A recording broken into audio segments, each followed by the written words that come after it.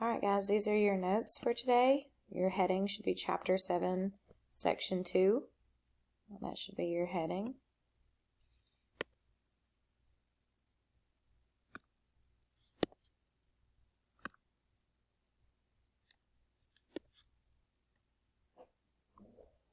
Here's some words and their definitions. It's not a lot for this section. This was our focus question. How are elections conducted in the United States? Alright, so for our first set of notes, we're going to talk about how elections are administered in the United States. So your first heading is administering elections. Alright, so for administering elections, each state's government chooses the election laws. So state governments make most election laws. The federal government does set rules. So the big government, the national government, sets rules for their federal elections when electing for Congress and the president, because that is something that affects the whole country. So there are federal laws for those elections. Another thing that you need to know is that Congress requires the use of secret ballots. Your vote wasn't always a secret, meaning that you didn't have to tell who or what you were voting for. But Congress requires the use of secret ballots. They also do other things like ban corruption, protect voting rights, and regulating campaign financing. In the year 2000, there was a law, the Help America Vote Act of 2000, which tried to make voting more accessible to everyone and a little more easier to count and to get results quicker. And so they stated some things in the act to try to make that happen. All right, so let's talk about when elections happen. So election day is when elections happen. So most states hold elections for state office in November of every even-numbered year.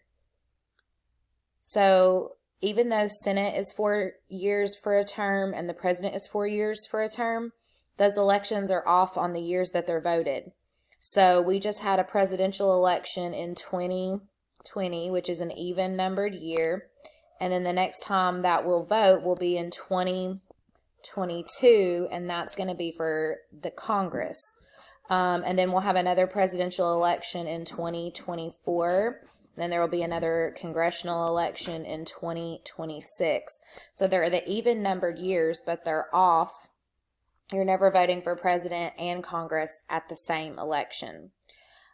States, these just kind of state that states can do their own thing, and since they have different rules, each state, they're very similar, but they have things that make them different. So these states do odd-numbered years, and if you're just voting for local officials, they can create their own laws for that because they're the state. Another way to access the voting is something called early voting, and it's exactly what it sounds like. Early voting involves casting ballots before an election happens, before election day. If you're not going to be in the country or in your state that you live in on the day of the election, you can apply. So voters can apply for absentee ballots in advance. You can't call on election day and ask for an absentee ballot. You apply for them in advance and they're mailed to you, and then you vote and mail it back in. And usually it has to be there usually on the day of the election. It has to be postmarked the day of the election.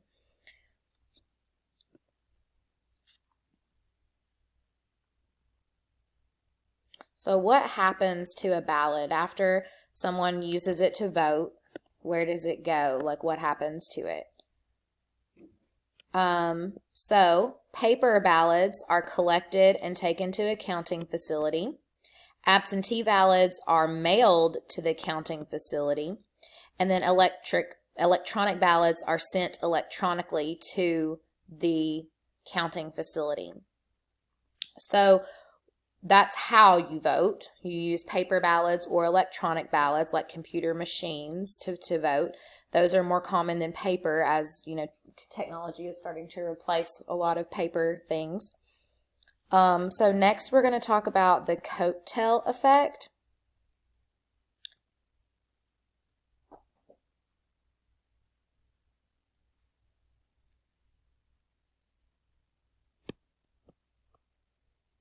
And the Coattail Effect is when there's a strong candidate for an office at the top of the ballot, and they vote, we're going to add this in our own words, vote all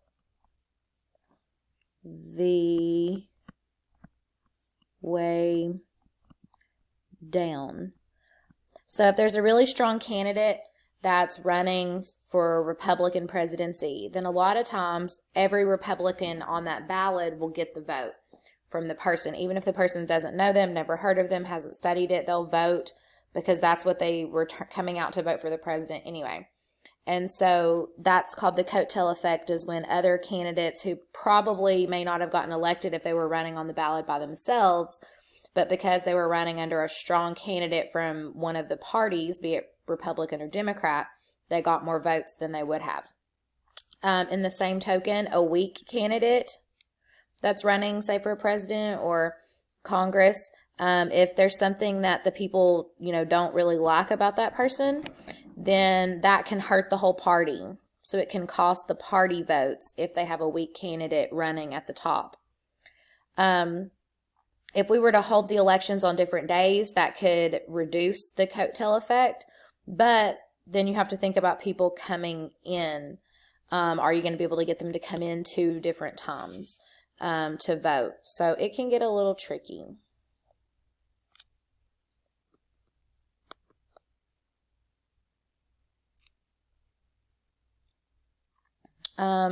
So for casting ballots, where do we do that at? We do that at precincts and polling places. So precincts are small voting districts with a polling place in or near them. They do have some things called precinct election boards, and the precinct election boards supervise the voting process. They do things like open and close the polls. They ensure that it's only qualified voters voting. They count votes sometimes. So the precinct election board has lots of responsibilities. Also, each party, Democrat or Republican, can have a poll watcher at a polling place to monitor the voting process to make sure that nothing is going on that shouldn't be. So when you cast your ballot, like I said earlier, they can take many forms. So ballots can be paper, sheets, or electronic records. Your vote was once public, okay? So voting was once public, but now every state requires the use of a secret ballot so that you can cast your vote in secrecy. Most all states use this called the Australian ballot. And this ballot, what we need to know about the Australian ballot is that it's printed, if it's on paper, it's printed like taxpayer money at the public's expense. It lists the names of all the candidates. It's given out only at the polls. You can't go get it anywhere else. And it's marked in secret, meaning that you go into like a booth and you cast your ballot in secret. You don't have to tell your vote who you're voting for or tell someone else. You could get to cast it secretly, in a booth by yourself. So there's 2 different kinds of ballots, whether it's electronic or on paper. They look like this. The ones that we use in Tennessee look like this. But it's an office group ballot, and most states use those. But it's where the candidates for the same office are grouped together under the title of the office. So right here, it's for the president and for the vice president. And so underneath there is everyone who is running for president and vice president. So it lists the job that they're running for, and then it lists the candidates. This is favored. So the good thing about it is because voters must consider each choice office by office. The other type of ballot that's less common is the party column ballot. So some states use this, which lists all candidates. So it lists all candidates under their party's name. So the reason this is because it encourages straight ticket voting, or what we just talked about, the Coattail Effect. So when it lists the party and then underneath the party it's listing the candidates, that encourages people. Sometimes if you don't know the party, then you might vote for someone different. But if you automatically see a party and everybody listed under it, it encourages people to just go down and start, checking the boxes just because they're Democrat or just because they're Republican.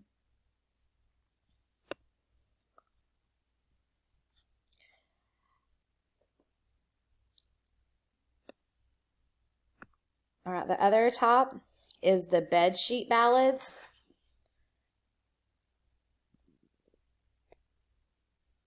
They are very long, listing many candidates, offices, and ballot measures. A lot of the cons, or people who criticize it, say that it makes it harder for voters to know all the candidates. The other thing is electronic vote counting. Instead of someone sitting there counting by hand, a lot of voting systems are now based on electronic data, where they scan and they count the votes for them. The cons, or what people don't like about the electronic counting, is that it could be attacked by computer hackers.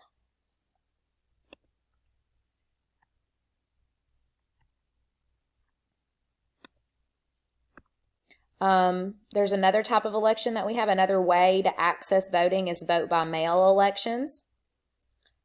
So there are lots of states who conduct some of their voting by mail. Oregon holds all its elections by mail. The con is that people fear that it may be subject to fraud. But people who support it, so the pros, the people who support mail-in, is that it increases voter participation. It costs less than operating the polls, and it is just as reliable as other voting methods. Another type of voting is online voting. That's not started yet, but it's something that people predict may happen. So online voting may be in the future. It's been used on a small scale in presidential primaries only, not the actual election.